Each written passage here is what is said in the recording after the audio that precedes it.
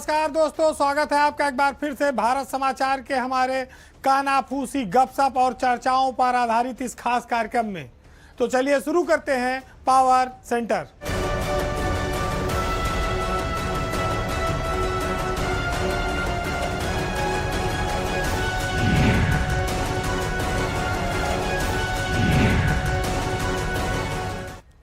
नया साल शुरू हो गया है।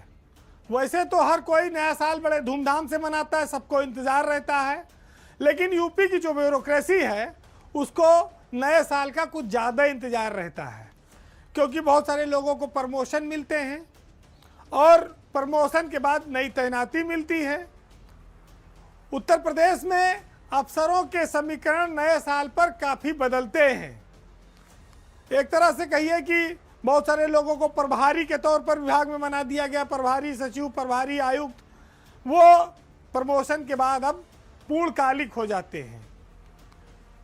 बहुत सारे लोग प्रमुख सचिव बने, लेकिन सर्दी के साथ साथ सरकार की जो तबादला लिस्ट आई उसने अफसरों के जोश ठंडे कर दिए हैं।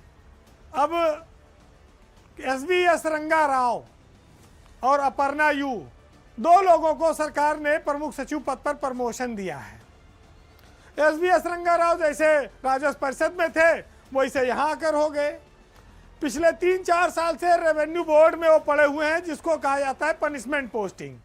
वहाँ से निकले, प्रमुख सचिव बने तो उनको दे दिया गया राष्ट्रीय एकीकरण सामान्य प्रशासन, जहाँ ना कोई फाइल आती है ना आदमी से तो दर्शन हो सकता है।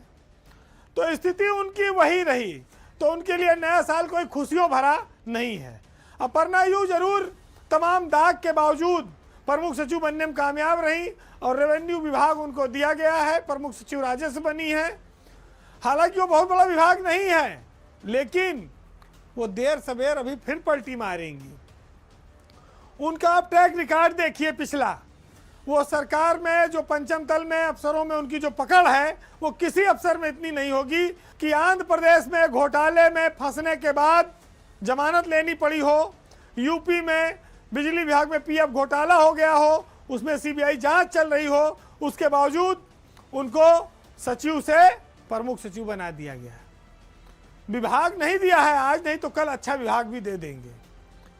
तो कौन इतना किस्मत वाला है कि विवाद भी हो, उसके बाद प्रमोशन भी मिले, फिर बड़ा विभाग भी मिल जाएगा देर सवेर। जो अफसर प्रमोशन से इस उम्मीद में थे कि उनको और अच्छे विभाग मिलेंगे, उसमें सबसे बढ़िया सारिका मोहन का हुआ है। सारिका मोहन अब यूपी में डीजी नई हेल्थ बनाई गई हैं। डीजी हेल्थ का पद ऐसा लगता है कि उत्तर प्रदेश में महिलाओं के लिए ही आरक्षित हो गया है। पहले किंजल सिंह रही, फिर उस पर अपर्णा यू रही, अब सारिका मोहन आ गई हैं डीजी हेल्थ बन के। और ये डिप्टी सीएम ब्रजेश पाठक का विभाग है, तो महिलाओं से शायद अफसरों से उनका पीछा नहीं छूट रहा है। अखंड प्रताप सिंह को प्रमोशन के बाद निर्वाचन जैसे विभाग में भेज दिया गया है, जहां पर कोई बहुत काम नहीं है। लेकिन नवीन कुमार जीएस पर सरकार ने नजरें फेर ली है ऐसा लगता है। पहले उन्हें राहत आयुक्त बनाया, चकबंदी आयुक्त बनाया, लेकिन उसके बाद से उनको सिंचाई विभाग में सचिव पद पे भेज दिया, वहां तक भी गनीमत थी। अब नवीन कुमार को रेवेन्यू बोर्ड में भेज दिया, हालांकि वहां कमिश्नर बनाया है उनको राजस्व परिषद में, लेकिन वो एक तरह से डिमोशन ही माना जाता है। राजस्व परिषद की पोस्टिंग कोई बहुत अच्छी नहीं मानी जाती, मेन स्ट्रीम के बाहर मानी जाती है कि जिससे काम ना लेना हो या जिससे काम ना कराना हो या जिसको किनारे लगाना हो। भवानी सिंह खंगाराउत फिर वापसी किए हैं, लेकिन 2-4 कदम ही चल पाए हैं। जब एमडी थे बिजली विभाग में तो मंत्रियों को फोन नहीं उठाते थे, बड़े बड़े लोगों को टहलाते रहते, जनता से मिलने में कोई उनको रुचि नहीं थी। थे बिजली विभाग में इमरजेंसी सेवा, लेकिन अपनी धुन में। फिर आ गए स्वास्थ्य में, वहाँ बवाल किया। बड़ी सरकार ने भी आज ही जाकर कहा कि अब चलो विशेष सचिव राजस्व बना दिया था। उनके लिए कहा जा सकता है कि अब योग्यता के हिसाब से उनको सही पद दिया गया है। अब वो प्रदेश के खजाने की रखवाली करें, उसका गुड़ा भाग करें, क्योंकि जब जनता से मिलना नहीं है तो पब्लिक वाले विभाग में जाके करोगे क्या। ऐसी कार्यशैली से उनकी भी बदनामी होगी, सरकार की भी बदनामी होगी।